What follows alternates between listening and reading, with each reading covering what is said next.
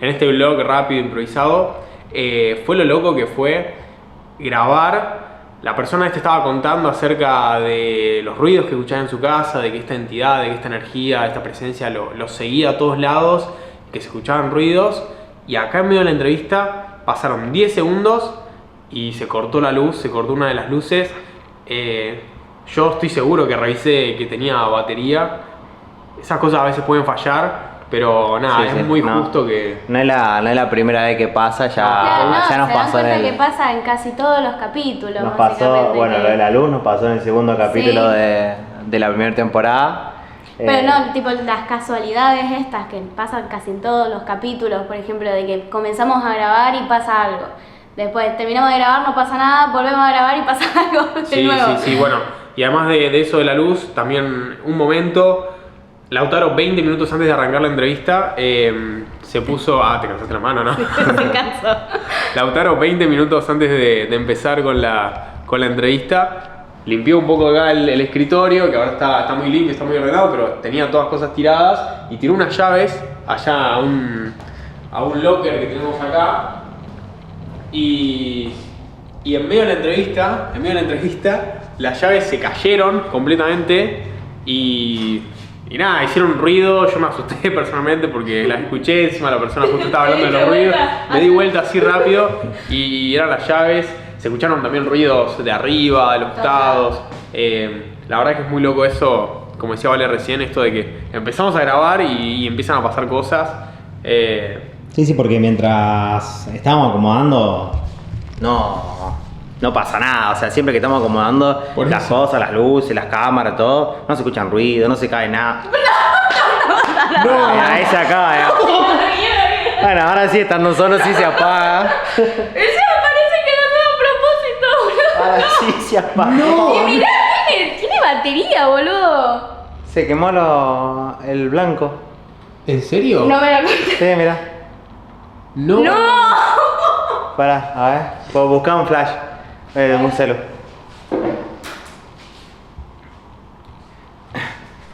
Mirá, enfoca acá atrás. Uy. Bueno, mira, acá está. Este para apagarlo. Ahí se apaga. Y este es para manejar la temperatura de la luz. Ahí está en cálido. Y ahí está en frío y está... ¿Se quemó? Se acaba de quemarlo. Mira, se nota un poquito que cuando lo movés para este lado está la luz fría, ¿no? Ahí está. Sí, pero ahí se quemó, o sea, no sé qué pasó, o sea, aparte. Sí, estábamos hablando justo de la luz, o sea, de la batería de la luz, y la batería está... Mirá, está llena. O sea, ahí marca que está completamente llena. Bueno, ahí se arregló. Gracias, Fantasma, porque casi nos salvó la billetera.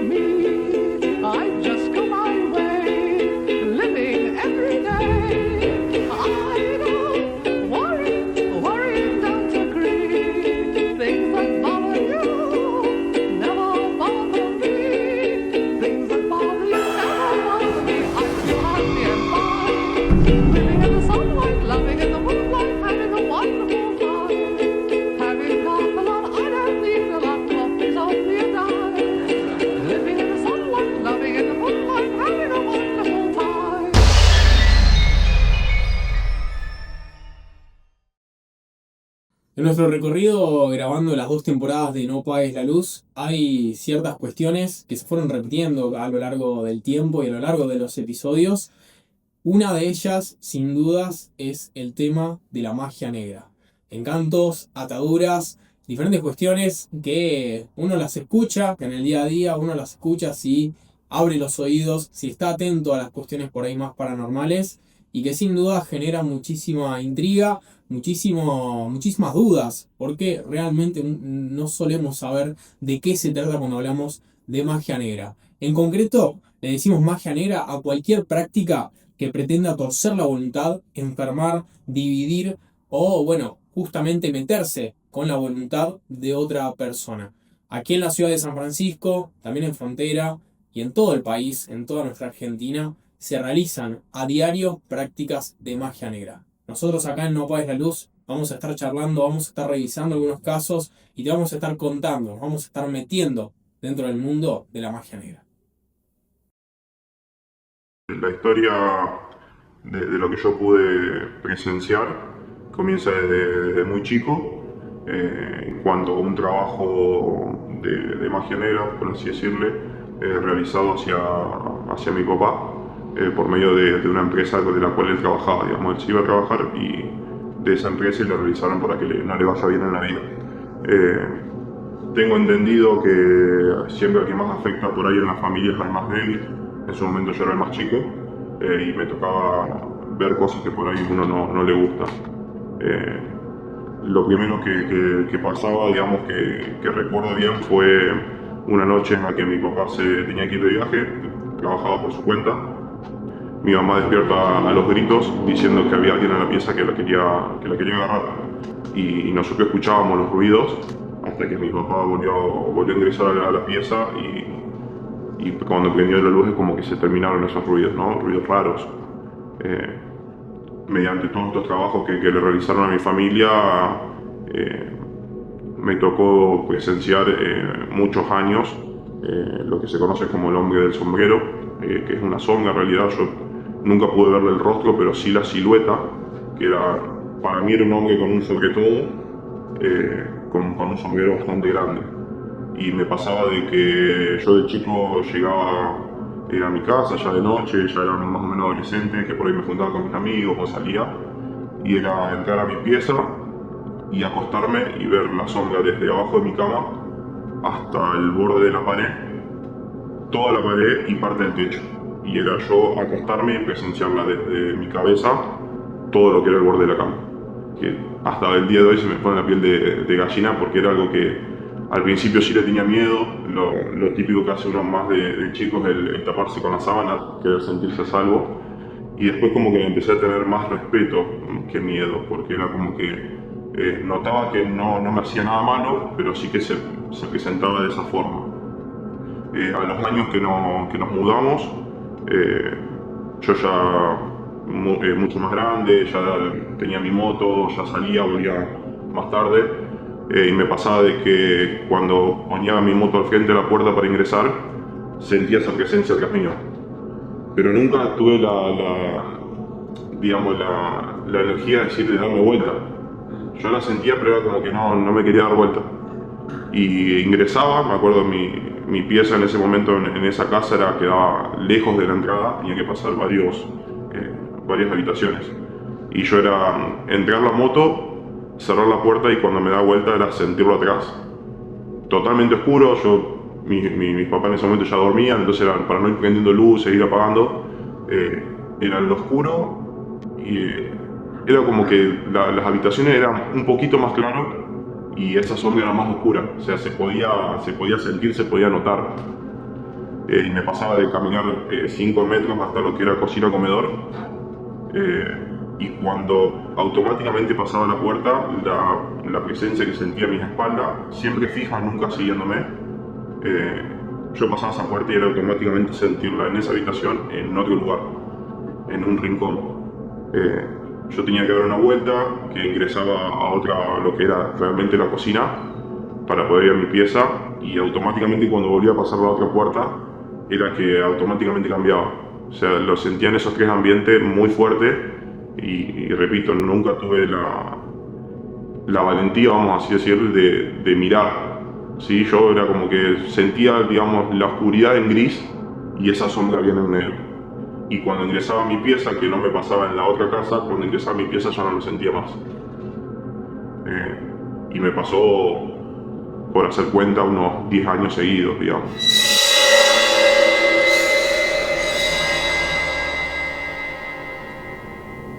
Anterior a esa casa que vivíamos, de donde comenzó todo, por así decirlo,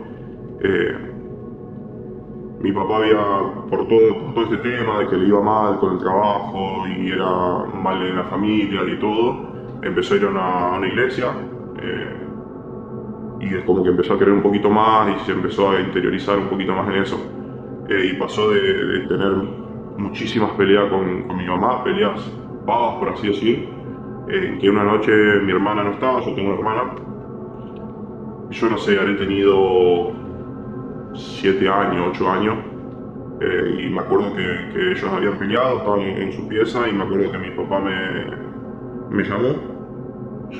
Uno como chico, viste, tratando de no darle caso a veces a las peleas de los adultos, me llama, me hace sentar en una parte de la cama, mi mamá acostada del otro lado y mi papá sentado, digamos, a su lado. Y mi papá le empezó a hablar, empezó a leer una Biblia que no era la Biblia en sí, sino era como algo de esa religión, no recuerdo bien. Y me acuerdo que como hoy en día, teniendo conocimientos, como que terminó siendo como un exorcismo. Mi papá empezó a leer párrafos de esa Biblia en donde por momentos le decía que tenía que liberarlo, tenía que dejarla, tenía que salir. Y me acuerdo pero muy bien mi mamá llorando y en un momento de mirarlo a los ojos a mi papá y decirle no va a salir.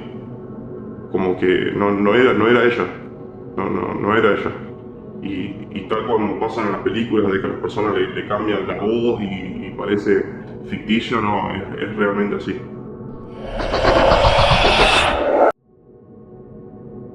Pero bueno, y hablas un poco de esto también, contabas cómo cambió por ahí tu relación con toda esta cuestión, con no solamente el nombre del sombrero, sino también con todo ese mundo en general. Comentanos un poco acerca de esto, cómo cambió un poco con el pasar de los años, porque es algo que te acompañó, digamos, durante toda tu vida, cómo fue evolucionando.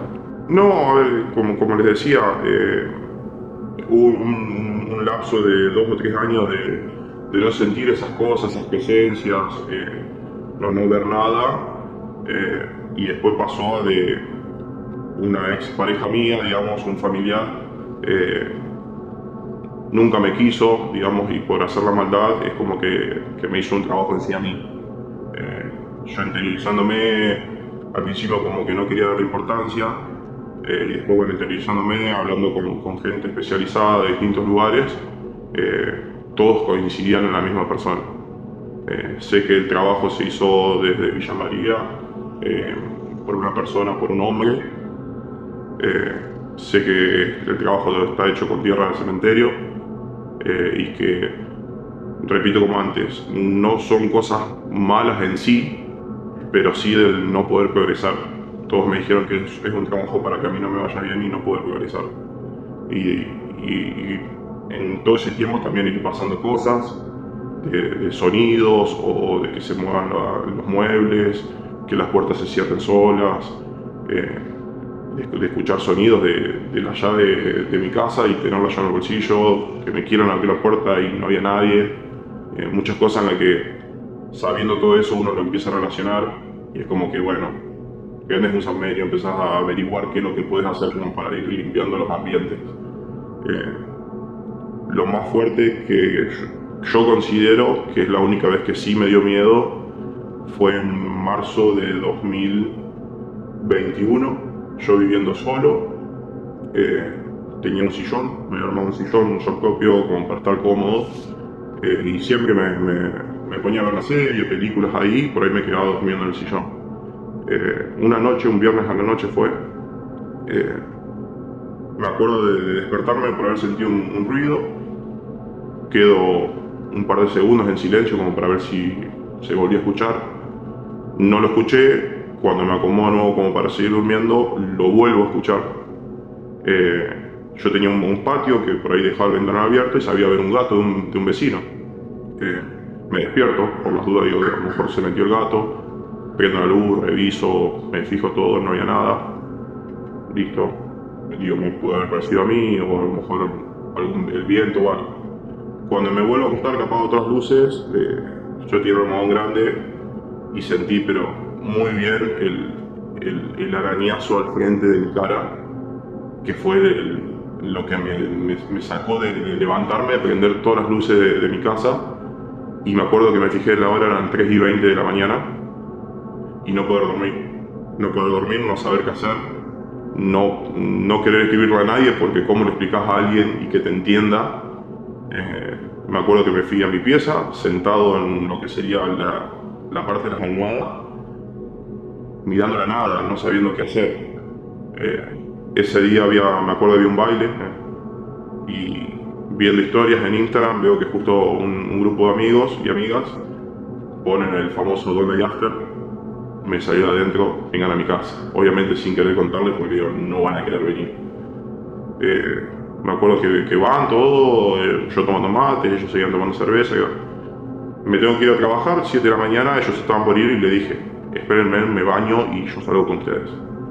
Me voy y el otro día, siendo sábado, no dormí en mi casa, no me animé a volver a dormir en mi casa. Estuve creo que 2 días sin dormir en mi casa porque no me animaba a volver a estar solo.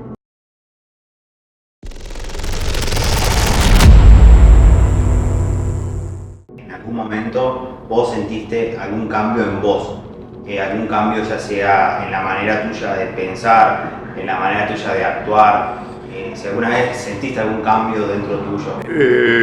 Sí, a ver, al principio de todas estas cosas sí, yo era muy, digamos, me sacaba muy fácil, era como que lo poco que me molestaba era que mi forma era muy bruta, muy agresivo. Con el tiempo es como que me empecé a evaluar yo solo y empecé a cambiar para ser más tranquilo y tratar de no estresarme, digamos, con cada cosa que me pasaba. Con las cosas mínimas, no sé, me quería comprar, me acuerdo en un momento me quise comprar una moto y tenía la plata, tenía todas las posibilidades, había de averiguar un día antes y cuando fui era, no tenemos más. Y en ese momento era siempre relacionarlo con eso. Y era respirar y hasta el día de hoy digo, bueno, si no se me da es por algo. Yo creo que en vez de hacer un cambio mal, hice un cambio bien, entonces como que hoy estoy más tranquilo y cualquier problema que se me presenta es como que lo tomo con esa tranquilidad, decir, bueno, no es el momento, quizás más adelante, y cualquier cosa que me pasa lo tomo así, digamos. Que sí, muchas veces se te cruza el bajar los brazos o no sé, hay días que necesitas llegar a tu casa y acostarte a dormir un día entero, como para recargar energía, porque es algo que te agota mentalmente, te agota muchísimo. Y hasta el día de hoy, digamos, me pasa de cualquier problema que tengo, lo relaciono a eso y cada tanto busco el decir, bueno, voy a hablarle a tal persona para ver si puede volver a hacer una limpieza. He usado pulseritas, saumerios de todo tipo, todas recomendaciones que me han dado, que sí, en el momento sirve o por un tiempo, pero a la larga es como que vuelve de nuevo todo lo mismo. Me ha pasado en el verano hablar con una persona de morteros que se hace estas cosas de limpieza. Me vendió unos sets de velas, digamos, velas que nunca había visto que las hace esta persona. Prenderlas en mi casa, que no se tienen que apagar en cierto lugar, con rodeadas de sal y un montón de cosas. Y me ha pasado de prender una vela en forma de volcán que estuvo 72 horas prendida. La vela no había forma que se consuma. La chica me dijo, si no se consume es porque la limpieza tiene que ser muy profunda y no había forma de que se consuma. Y de un momento a otro, no sé si me fui de la casa de mis papás o qué, pero en cuestión de 2 horas la vela, de no haberse consumido nada, se consumió completa. A los 2 días yo tenía que volver a prender una vela similar con distintos colores, con otro significado, digamos, y la prendí y en cuestión de horas se consumió normal, digamos. Entonces como que por ahí es como que uno sigue la creencia de decir, sí, esto es real, estas cosas que pasan no son ficticias, no son de película, porque uno siempre quiere creer en decir, es mentira, son cosas de película, y no, son cosas que pasan, que a veces uno no le presta atención. Te puedo asegurar que en San Francisco pasan un montón de cosas y por ahí uno no quiere asimilarlo, digamos. Volviendo a lo de la sombra, del hombre de sombrero, ¿dijeron de dónde provenía? No. ¿Dijeron que era? No. ¿Nada? No, las personas que yo fui que todas coincidieron en una persona fue del trabajo que me hicieron a mí, no a mi familia. Digamos que todos coincidían en la persona que me lo hizo, que yo sé quién es la persona y todo. Y ahora hablando, me acuerdo de cosas, que también este año fui de una persona en la que me hizo una limpieza, y me hablaba y me hacía, digamos, señas en la cara con tema de agua bendita y todo, que me dijo, si vos sabés el nombre de esta persona, escribilo en un papel y ponelo en el freezer. Me dice, para que congele el mal que te está deseando. Y yo me acuerdo que le dije, sí, me acuerdo el nombre. Y cuando le terminé de decir fue, y me causa una sonrisa hasta el día de hoy, porque le dije eso y ella me sigue hablando y yo en mi mente me había ido porque era, ¿cómo era? Y me quería acordar el nombre y hasta el día de hoy no tengo el nombre, es como que lo digo y digo, no era ese, no me puedo acordar el nombre de la persona que me hizo el trabajo.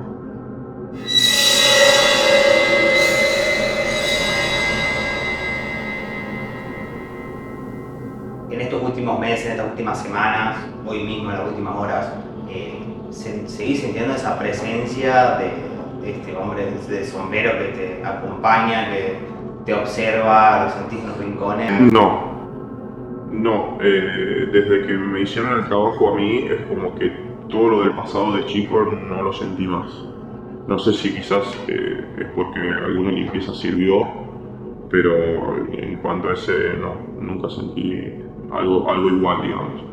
Sí, el de que se hicieron las puertas, como comentaba antes, pero no, la presencia del hombre sombrero no, fue más de chico, digamos.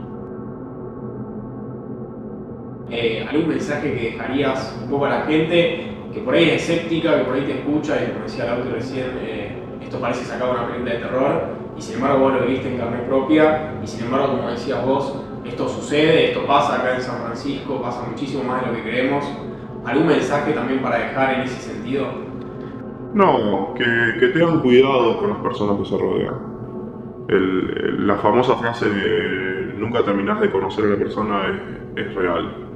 No, nunca hay que confiarse más, porque inclusive hasta existe la traición entre hermanos, entonces nunca te puedes confiar. Y siempre tener cuidado más que todo con los temas personales, ¿no? Y más con los proyectos, con el tema de salud, tener cuidado. Porque por ahí uno lo cuenta de agrado, de confianza y de la otra persona viene con otro sentido. Siempre tener cuidado con eso, digamos, y como dije muchas veces, tener el respeto a todo este tema, digamos. Y si alguien está pasando por algo malo, buscar las alternativas que hay muchas. Hay muchas y sirven.